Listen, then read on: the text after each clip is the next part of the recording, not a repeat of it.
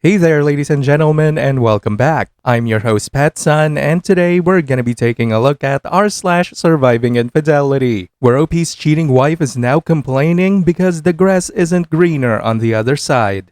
Let's begin. Our first story was posted by Reddit user Cut Unique. I recently moved back into my childhood home. My parents and I first moved here when I was around 2 years old. I moved out when I was around 24. It feels great to be home.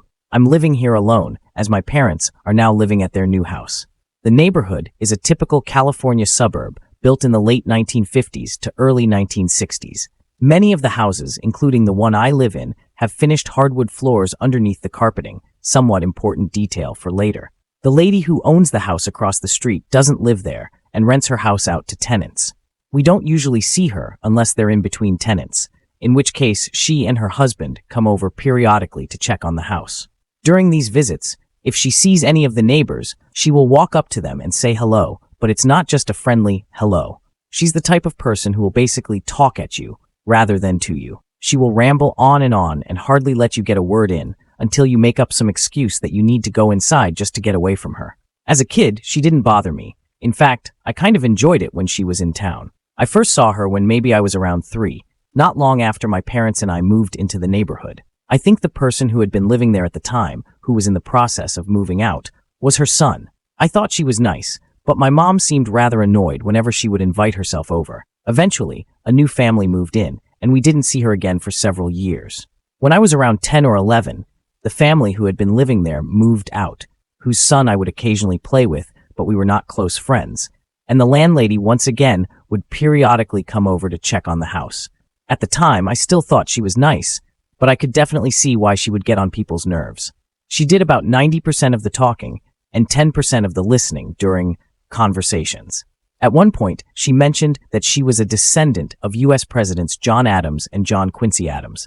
I thought that was rather cool, but I've actually heard a lot of people claim to be descended from or related to the Presidents Adams, and I'm not sure which ones actually are related to them or are just saying it for clout, seeing as how Adams is such a common last name. In any case, the next tenants were a very nice Korean family. From what I recall, they were very good neighbors, no issues with noise or anything like that. They lived there for about 10 years.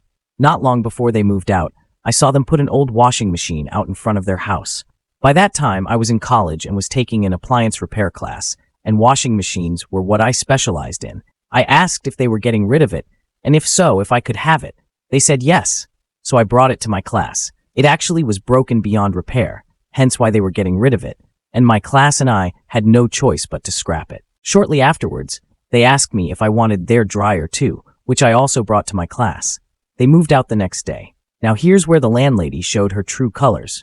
Note that I wasn't there to witness this, and I didn't find out about it until recently from one of the other neighbors after I moved back. Apparently, after the family had told her they were planning to move out, she came over to inspect the place and wasn't happy with the condition the house was in, even though I think it was just normal wear and tear that one would expect if you live anywhere for an extended length of time. She would not let them leave until they had cleaned the place up to her satisfaction.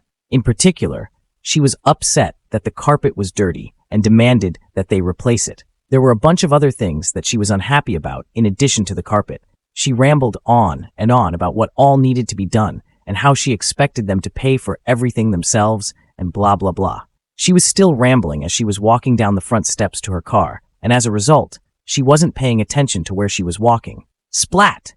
She missed the lower step and took a tumble, landing flat on her back. They had to call an ambulance and take her to the hospital. She never fully recovered from the fall and has had trouble with her back ever since then. Needless to say that she's even more grumpy and unpleasant than she was before. The family paid for the new carpet and all the other repairs that the landlady demanded and moved out. And of course, the first thing that the old hag did once the house was vacant was give the place a thorough renovation, including pulling up all the newly installed carpeting and refinishing the hardwood floors underneath. None of the tenants who have lived there since then have stayed very long.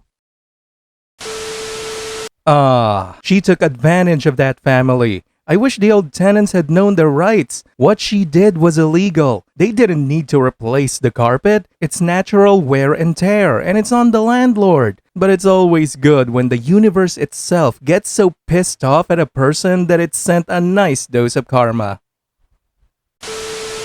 Our second story was posted by Reddit user JRock915.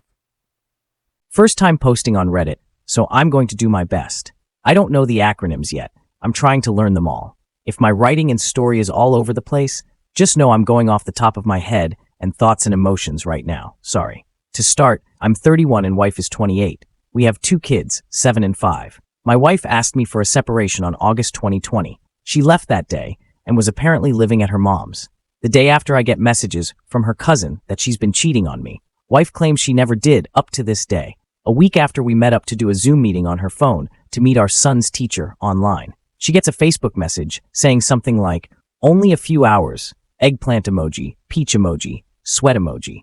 After the meeting, I asked her if she could explain that, and she said she didn't want to talk about it and that she deleted the messages already. She said it was a girlfriend of hers because my wife was going on a date, and apparently girlfriends get excited for each other and think they're just going to get laid, which I obviously didn't believe at all. I got really upset and told her to leave. Around Thanksgiving, October for us in Canada, she told me she was taking the kids to another city to visit her grandparents and go swimming for Thanksgiving. She ended up lying and actually went with our kids and this guy she apparently cheated on me with and stayed in a hotel.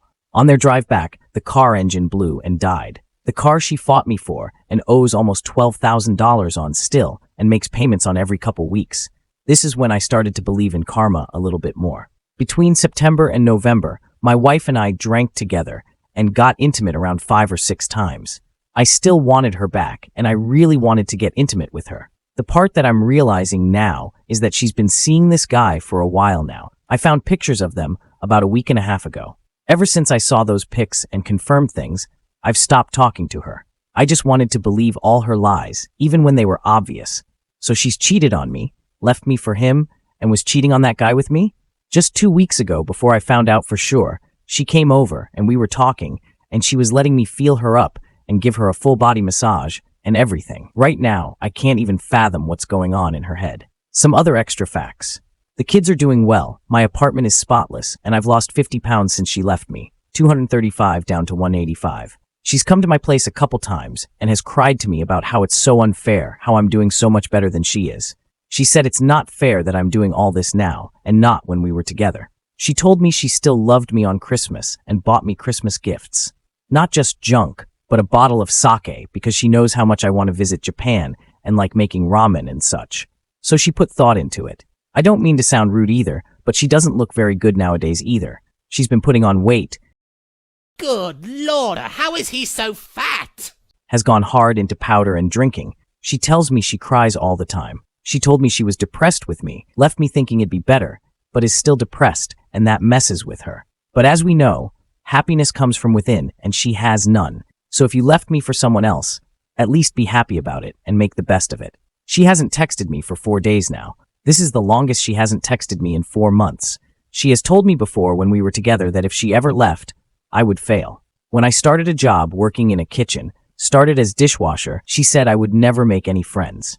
Apparently she forgot how social and good with people I am. All the waitresses loved me.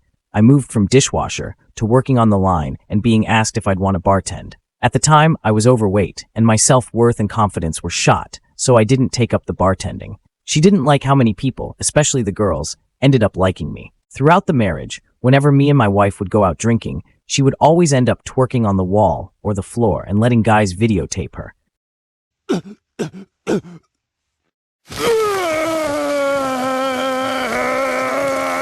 She flirted with everyone and even had many of my close friends thinking I wanted a threesome with her. I don't drink often, but one Halloween I drank too much at a friend's party, ended up passing out and throwing up everywhere. While I was doing that, she was in the bathroom with guys showing her tits off for free powder and who knows what else. But she convinced me nothing happened and ended up making me think I'm crazy and everyone was wrong, basically gaslighting me. I'm seeing a therapist now, and I'm learning that basically she just needs attention from external sources nonstop.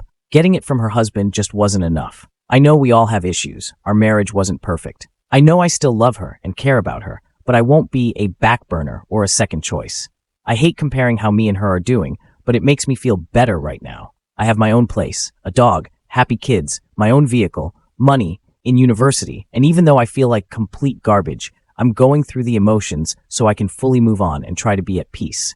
Whereas she is living with her mom, broken car, no vehicle, asking me for money, and living off CC or B, COVID money. Unhappy, depressed, thought the grass was greener and it isn't. She is so afraid to be alone with her own thoughts that she still sleeps with her mom or the kids sometimes. When I have moved on, she will not. I don't know if she will ever move on because she knows she made a mistake and is stubborn. In the end, I just don't know why she cheated and left, but continues to text me, has had sex with me, says how much I'm doing better than her. It boggles the mind. But then again, how can you understand someone who doesn't even understand themselves? I'm doing well, but some weeks I just feel so much hurt, like she pulled my heart out, shattered it, and banged the other guy on top of the shattered pieces. Anyways, that's the story. There's so much more I can say and background that I could give, but I think this does it. Thanks for reading. Feel free to ask any questions or whatnot. It's a difficult time to get separated and getting cheated on at the same time.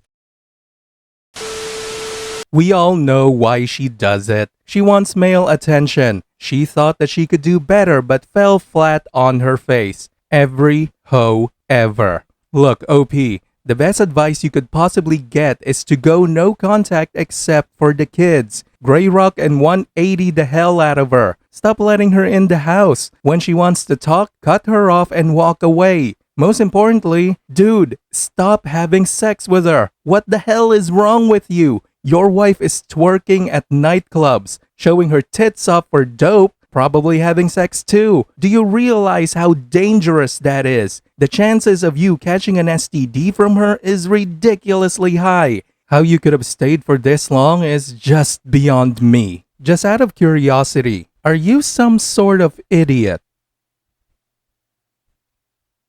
Viewer support is the best way for me to remain independent and continue bringing you these daily videos, which will always be here on my channels for you to watch absolutely free. So please consider subscribing to me on Rumble and on YouTube. Both will be linked in the description box down below. Thanks for listening, everyone. If you even somewhat enjoyed today's story, make sure to give this video a thumbs up, and if you really like it, consider subscribing to PattSun to never miss a future upload. Stay strong.